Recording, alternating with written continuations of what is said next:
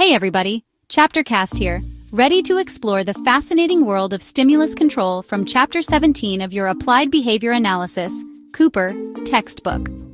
Have you ever stopped to consider why you automatically reach for your phone the instant it buzzes with a notification, or why you suddenly feel sleepy and start yawning the moment you climb into bed at night? It's not magic or coincidence, it's your brain's incredible superpower behind the scenes. This superpower is called stimulus control, a fundamental aspect of how we learn and adapt. It's essentially how your brain makes connections between what's happening in your environment and the actions you take in response. Think of it as your brain's very own remote control, subtly influencing your behavior all day long. Life is full of signals, cues, and triggers. A green light signals you to go, while a red light clearly means stop. The ringing of a school bell signals a change of classes, and your furry friend gets incredibly excited the moment you grab their leash for a walk. All of these everyday occurrences are prime examples of stimulus control actively shaping our actions. Understanding stimulus control isn't just for neuroscientists and researchers. It's a powerful tool that can help you study smarter and more effectively, break free from unwanted habits, and effortlessly build new, positive ones. It's almost like having a detailed user manual that explains how your own brain operates. Today, we're going to break down exactly how this incredible superpower works, explore how you can actively build and strengthen it, and learn how to reshape it when necessary. We'll illustrate these concepts with real-life examples that you encounter in your daily routines. By the end of this exploration, you'll be able to spot stimulus control at play everywhere you go, from classrooms to bustling coffee shops. You'll become acutely aware of the subtle cues that are constantly guiding your actions and learn how to harness them to your advantage. Ultimately, it's about consciously designing your environment to support your goals and well-being. So, find a comfortable spot, settle in, and let's dive deep into understanding how your brain interprets and interacts with the world around you. Ready to unlock the secrets of your brain's superpower? Let's get started on this exciting journey. Let's dive into the fascinating world of behavioral analysis. We're going to explore a concept called stimulus control. So what exactly is stimulus control? Simply put, it's when your behavior is triggered by a specific cue and not just any random thing around you. It happens because that cue has been linked to a reward in the past. Your brain has made an association. Let's make this more concrete. Imagine you're standing at a vending machine ready for a snack. You see a green flashing button. That green light is a signal, a cue that's grabbing your attention. Almost instinctively, you press it, and voila, you get your desired snack. Through this simple action, your brain learns a valuable lesson. Green button means snack time. A connection is formed. That's stimulus control in action. The green button, once just a light, now controls your button-pushing behavior. It's become a trigger. Now, let's break down what we mean by stimulus. A stimulus is anything you can sense sights like the color of a traffic light, sounds, smells, like your favorite food cooking or feelings, like the warmth of the sun on your skin. Think about a ringing phone, the irresistible smell of fresh popcorn at the movie theater, or a teacher asking a question in a classroom setting. These are all stimuli that constantly surround us. Stimulus control happens when one specific cue, and only that cue, reliably triggers a behavior, not just any cue that's vaguely similar. It's about precision. For example, you answer your phone when it rings, but you don't answer it when your shoe makes a noise, even though both create sounds.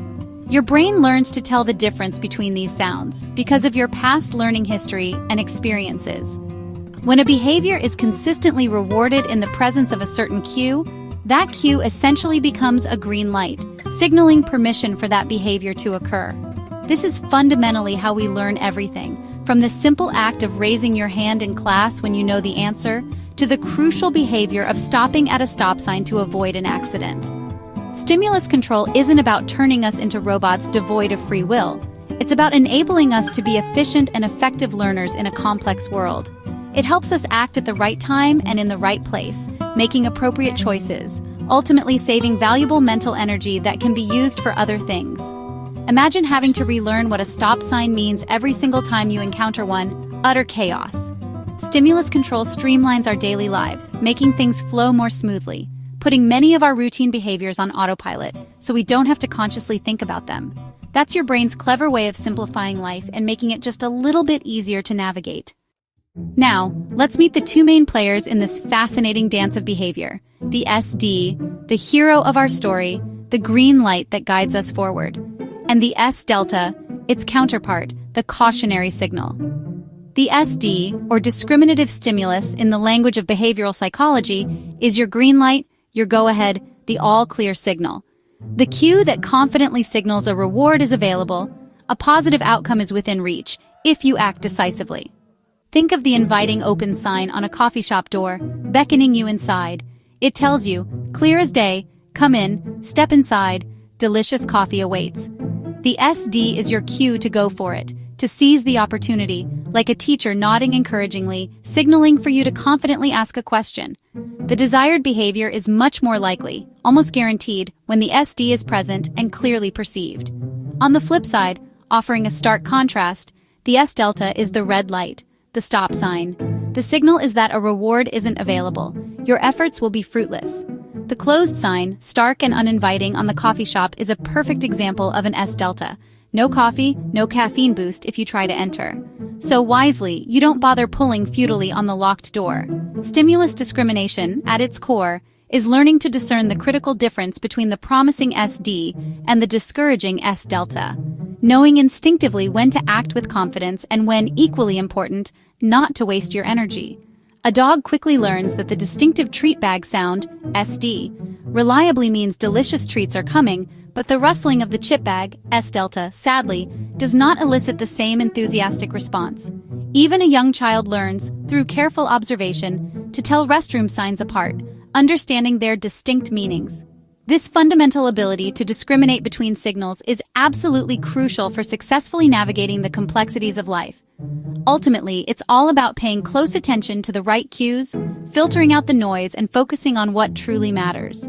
That's how you confidently know what to do next, making informed decisions and moving forward with purpose. Our brains love shortcuts, and that's where stimulus generalization comes in. Generalization is when a behavior learned with one cue starts happening with similar cues, even if they haven't been rewarded before. For example, a toddler calls her dad daddy, then calls another bearded man daddy. Her brain is generalizing. This helps us adapt quickly, like knowing how to use a new coffee maker because you recognize the power button. It's why you're respectful to a substitute teacher, not just your regular one. Generalization lets us handle new situations without starting from scratch. But sometimes it's too broad, like the toddler calling every man daddy. Feedback from the world helps us refine our responses. We start broad, then learn to discriminate more precisely. This dance between generalization and discrimination helps us master the world's rules. It's how we move from rough guesses to expert understanding. That's your brain, always learning. So how do we build stimulus control? Through differential reinforcement. This means you reward a behavior when it happens after the SD, but not after the S delta. Let's say a teacher wants students to raise their hands before speaking. When a student raises a hand after a question, the SD, the teacher calls on them and praises them. If a student shouts out, they're ignored or reminded of the rule. Over time, students learn that hand raising gets attention, shouting doesn't. The teacher's question now controls hand raising. This takes time and consistency. Your brain needs to see the pattern again and again. Training a puppy works the same way. Say sit, SD. Help the puppy sit and give a treat. If the puppy sits without the cue, no treat. Soon, sit controls sitting. The same goes for studying. If you only do homework at your desk, the desk becomes an SD for focus. By reinforcing the right behavior in the right context, you build powerful habits. That's how you develop stimulus control over your own actions. It's all about consistency and clear signals. Sometimes just waiting for the right behavior isn't enough, especially when learning something new. That's where prompts come in, extra hints or cues to help you get it right. Prompts are like training wheels. They help at first, but you don't want them forever. Prompts can be verbal, gestural, or physical, like a teacher giving a hint or guiding a student's hand. The goal is to make the correct response happen so it can be rewarded. But you have to fade prompts over time, or the learner becomes dependent. Fading means gradually removing the prompt until the learner responds to the real cue alone. For example, teaching a child to write their name. Start with hand-over-hand help, then just a tap, then nothing. Eventually, the child writes their name just by seeing the line on the paper. The prompt is gone. The real-world cue is in control. Fading builds true independence. That's how you transfer control from prompts to real life. Another way to build independence. It is with a time delay, pausing between the cue and the prompt. This gives the learner a chance to respond on their own before getting help. There are two main ways: constant time delay and progressive time delay. With constant time delay, you start with no pause, then add a fixed delay, like 3 seconds, before prompting. With progressive time delay, you gradually increase the pause over time. Both methods encourage independent responses. For example, show a flashcard, wait 3 seconds, then prompt if needed. If the learner answers during the pause, they get reinforced. Teachers use this for sight words, math facts, and more. You can even use it on yourself. Pause before flipping a flashcard. That little wait strengthens your memory. The pause is powerful. It helps transfer control from prompts to real cues. Give your brain a chance to shine. The goal of prompts and fading is stimulus control transfer, passing control from the prompt to the real-world cue. Think of learning to drive. At first, the instructor's prompts guide you, but over time, you respond to the road itself. Eventually, you check your mirror or signal because you see the need, not because someone tells you. That's the heart of good teaching, moving from artificial help to natural cues. To make this work, always pair the prompt with the SD. Say sit and guide the puppy, not just guide it. As you fade the prompt, the SD takes over. This process makes skills functional in real life. When done right, it's seamless, and it's the secret to lasting learning. That's how you build skills that stick. So, what's the big takeaway? Stimulus control is how your environment shapes your behavior.